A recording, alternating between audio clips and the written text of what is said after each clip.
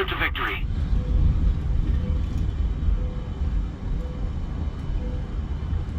On me!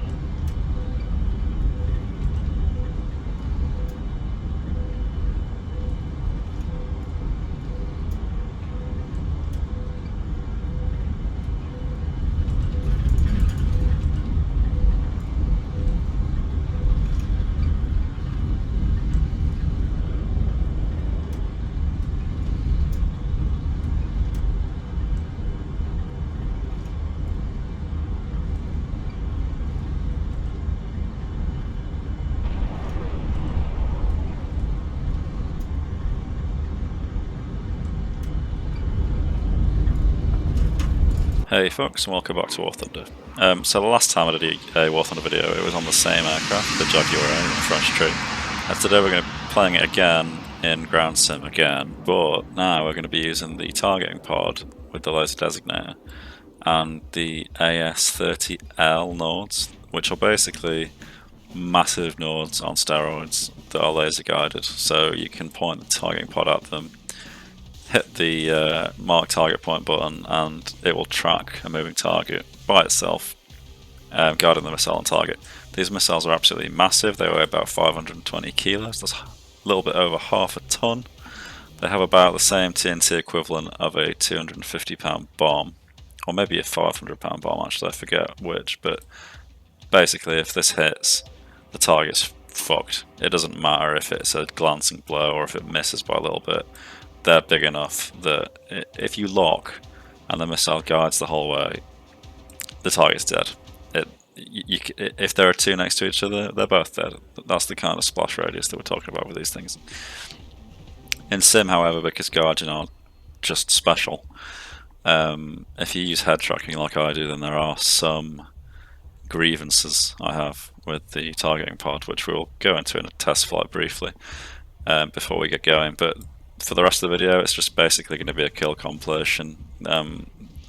The idea is that we're just going to look at their implementation, how janky it is, if it's easy enough to use for it to be fluid and useful, or if they're more effort than they're worth and you're better off using dumb bombs like in the last video that we did. But yeah, let's hop in a test flight and have a look at the difficulties with the targeting pod. Right, so for the sake of convenience, I'm in an RB test flight rather than a sim one, and the reason for that is because I get the little markers so I can find the targets a lot easier. That's the only thing. The only difference it makes aside from that is that I'll have to cycle through a few extra views to get into the targeting pod camera, so I can show you what I mean. But the basic problem is that if you have head tracking like I do, I'm moving my head around right now. If I go into the targeting camera, I'm moving my head right now and it looks as though it's changing where it's looking. It looks like I can aim it with my head, but I can't. So I'm moving my head right now and you'll see that at the bottom of the screen there's like a little crosshair thing which shows you where the targeting pod is actually pointing, and that isn't moving. If I move the mouse, then it does move. So we have this odd discrepancy between where the crosshair looks like it is and where it actually is, because where I can see it pointing is not where it's pointing. So what you have to do to get around this problem, you have to have a keybind set for mark target point or activate target point. I forget which, it's one of those. And if you do that, then I can move my head now and it takes it out of the equation, so it's literally just on the mouse. So problem solved, right? And then you find a target, you point this at it, you press mark target point again, and it will lock the target up. So let's go back over there and do that. Right, so let's hop in the camera. It's all wobbling about everywhere, but I'll mark a target point in the sky, and then I'll look downwards, and down there is our Sam. So I'll hit the mark target point button and it'll lock him up, and then the HUD will actually show where he is with the gun sight reticle, at which point I can arm the missile and fire the missile and it will track on target and kill him. And so long as I remain within the gimbal limits, which are vast, it will track and kill him. I can as long as the belly of the plane is pointing at him and I don't turn more than 180 degrees away, it's going to stay pointing at him because it just has like these ridiculously wide gimbal limits. Now the other thing that you can do is you can actually just use the mark target point button from the HUD. So you can see right now it'll track that bit of the ground and you can walk it onto the target, which is a bit tricky and doesn't really work because of the yeah, it's not doing it. But if you get close enough, if there weren't trees everywhere, then I'd be able to manually lock him up from the HUD and just fire from the HUD without needing the targeting pod camera at all. But yeah, so let's just hop into the footage and see some real world examples. Okay, so as I was saying, you can actually just lock them up using the HUD, and this is a perfect example of that.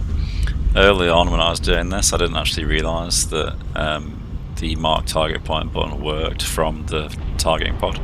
So for a while this is all I was trying to do. With a bit of practice, it's actually a lot easier to get it more or less on target, switch the camera and then quickly readjust. It's just tricky because obviously if you're flying with a joystick and a throttle, then chances are that your joystick hand and your mouse hand are the same, so you either have to then move the targeting pod with your left hand or come off your controls to move the mouse with your joystick hand, and it's just a little bit finicky, and you have to like double bind a lot of things on the joystick and on the mouse, and it just gets a little bit awkward. But anyway, as you can see, I haven't played this game for quite a while, and it seems that Russia have started to bring fighters into Sim quite often, which was very rare before. And the Jaguar is not a very good dogfighter, but a lot of people who play WarThunder aren't very good dogfighters in anything. So I actually held my own pretty well against this guy, I thought. The problem that I have is that I tried messing with the stability modes. I usually just fly the Jaguar with the damping mode on all of the time, because it smooths out your inputs and makes aiming at ground targets a lot easier. But it also limits your AOA so that you don't bleed as much speed during dogfires. And here I switch it to manual, thinking I might be able to, you know, pull around in the one circle a little bit quicker. But what actually happens is that I pull around so hard and so fast that I bleed all my energy off completely and end up in an unrecoverable, faceplant. So, moving swiftly on. Enemy forces have captured a zone. Here I spot a Tunguska and I'm trying to lock him with the HUD and I just can't get it on target. So I just decide, fuck it, there's a lot of splash damage. And as you can see, you can miss by 3-4 meters and you'll still kill a light target fairly easily.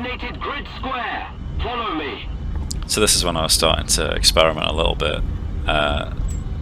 So I mark the target on a bit of ground, see the target, slit it with the mouse, lock him up, fire away. But you see how close I end up getting when I do it that way because of how much hand switching and faffing around it takes. So you either have to know from really far away where they're going to be and look in advance, like say if you're looking at a spawn or a cap point like this for example, where it gives you a lot of time in advance to like set up and point your nose and mark the point and all that sort of stuff. For premeditated attacks, these missiles and the targeting pod work perfectly, but it's the snap attacks when you have to save a friendly and you're under pressure and you have to do it really quickly. It's really not very viable for those sort of situations at all, because you have to have quite a lot of standoff range to actually have the room and the time to do what you actually want to do, because it's just not possible to do it all in a short distance or a short time frame, because there's just so many extra steps than there are to just pressing a button to drop a dumb bomb or something. So he's saving a F5 teammate there. This was one of my more successful battles where I actually managed to get an air kill and a couple of ground kills, so you can see a Tunguska's traces down there. So again, it's premeditated attack, I know roughly where he is, I mark the point, I slew it to him, I marked the target, and then now as long as I keep my belly to him and pull away, hopefully my missile will impact before his missile impacts, but I'm not sure he was even aware of me or shooting at me, so it worked out for the best. You are very limited in your manoeuvring when you're trying to avoid being killed by return fire if you have a missile out, because obviously you have to maintain the lock. Here I accidentally powered up the air-to-air missiles rather than the air-to-ground, and then I immediately lost lock because I got my keybinds mixed up, so I had to re-find it before the missile impacted. So I felt pretty proud of that one. But then the time it took got me killed. So again, you can see that any error whatsoever, anything that makes it take slightly longer than it otherwise would, and you're really running the risk of being killed.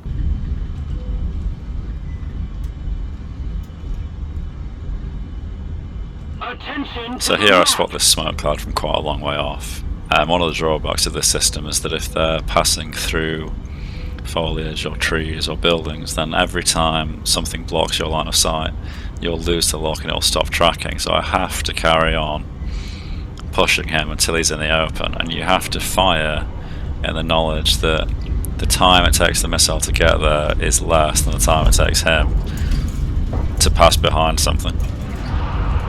Also, I apologise for not switching to the targeting pod to see the impact, because I totally could have, but for some reason it just didn't really occur to me. It just felt like too much of a workload. It's so mentally taxing trying to keep tabs on all the different threats you have to deal with, and also killing the stuff that you're trying to kill. And then here, because our friendly heli base was engaging something, I actually figured out that there was an enemy jet on my 6, or about to be on my 6. And this guy doesn't really know what he's doing. And even though I'm in a brick, spoiler alert, I do actually manage to get one over on him. I actually managed to kill 2 MiG-23 MLDs in another game after all this recording, but I didn't use the clips because I was chatting to some people on Discord whilst it was happening, and I felt like the conversation kind of ruined it. But it was very satisfying.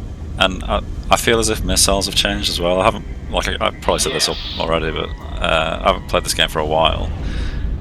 Missile performance seems to have been tweaked.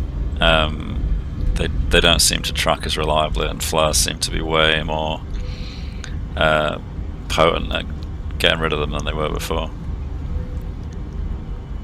This one I was genuinely lucky to find this guy. I thought I'll just fly miles away, I'll turn back in, I'll set a mark point, and I'll just scan the frequent routes between the caps.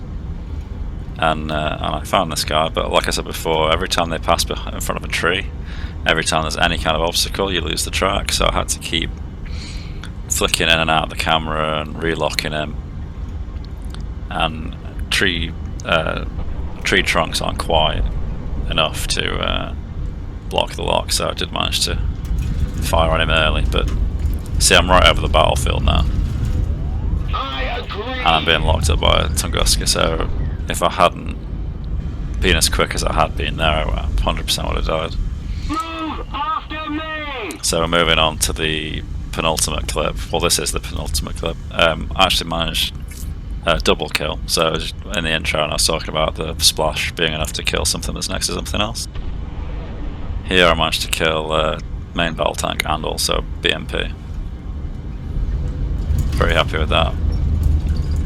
And this was the last clip that I got scanning. I'm not really used to this map, but this Tunguska, just not paying attention at all. I found this quite a lot, where they'd be sat there with their radar thingamajig spinning, but they just wouldn't retaliate.